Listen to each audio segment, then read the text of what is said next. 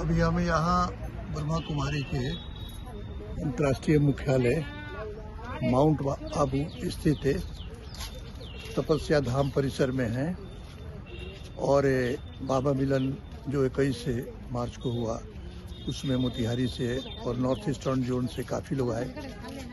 उसमें मोतिहारी से एक कला संस्कृति से जुड़े हुए और पंडित छोटेलाल मिश्र संगीत महाविद्यालय के संस्थापक प्राचार्य हैं और ये ब्रह्मा कुमारी संस्था से विगत 3-4 वर्षों से जुड़े हुए हैं।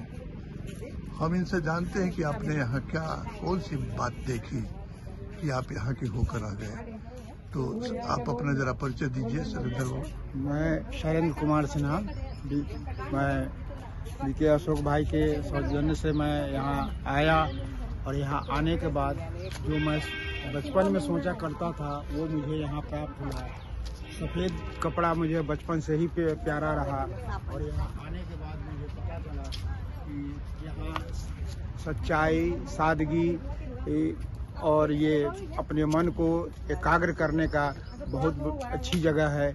और यहाँ आने के बाद मुझे ये लगा कि पर चिंतन से अपना एनर्जी लॉस होता है, इसलिए सिर्फ एक परमात्मा शिव का ही ध्यान करें, चिंतन करें तो कोई दुख नहीं होगा। और जब से मैं जुड़ा हूँ, मेरा महाविद्यालय भी दिनों दिन बढ़ रहा है, विद्यार्थियों की संख्या, और मुझे आत्मिक शांति इतनी मिलती है कि मुझे लगता ही नहीं है कि मुझे कोई तकलीफ़ है।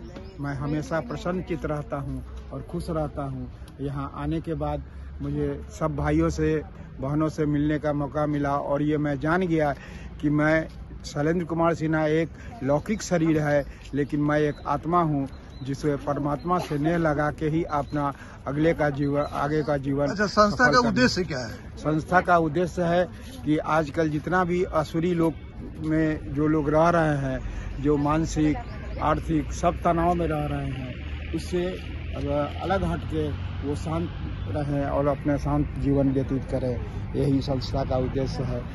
लोगों के वाणी मधुर हो। अच्छा, जैसे बताया गया है कि सतयुग में म्यूजिक ही आधार होगा और उस म्यूजिक का ही मनोरंजन का मुख्य साधन होगा वहाँ आरंभ में ही। सतयुग की दुनिया जब आरंभ होगी और आप संयोग से संगीत महाविद्यालय चलाते हैं तो आपके ऊपर तो बड़ी जिम्मेवारी आ गई है। हाँ, इसी जिम्मेवारी के चलते तो पता नहीं बाबा हमको बचपन में ही कैसे मेरे ध्यान में डाल दिया कि मैं संगीत को ही अपना जीवन समझूं, और संगीत के माध्यम से ही मैं भारतीय स्टेट बैंक में मुझे नौकरी मिली। इसलिए मुझे जो भी पेंशन मिलता है मैं संगीत में ही लगा देता हूं और अब बाबा के पास आ गया हूं।